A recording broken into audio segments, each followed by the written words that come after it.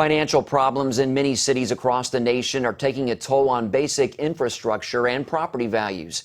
Many places cannot rely on government to help fix their issues, so residents in some communities are taking it upon themselves, using creative ways to combat urban blight. Andrea Garrett has that story. All over America, old buildings are falling apart, often because of neglect or lack of economic support. These abandoned buildings are a magnet for crime, and that causes property values to plummet. A recent study found that in the last decade, there was a dramatic increase in the number of vacant houses and apartments across the nation. Cities like Baltimore, Cleveland, and Detroit saw significant population declines. Some of these cities waited for someone to come and solve their problems for them.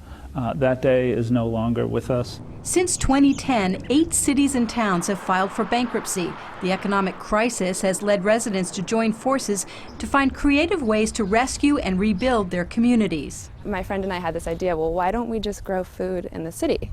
Seems like a really easy plan, right? From that idea grew Boone Street Farm, an urban garden in a rundown East Baltimore neighborhood. Residents were skeptical at first, but with time, the garden has brought a sense of community pride and engagement. I've definitely had a lot more positive responses from people just walking by and saying, like, thank you. Similar urban gardens are popping up around the nation, but that's not the only way cities are rebuilding. Some places are starting with a clean slate.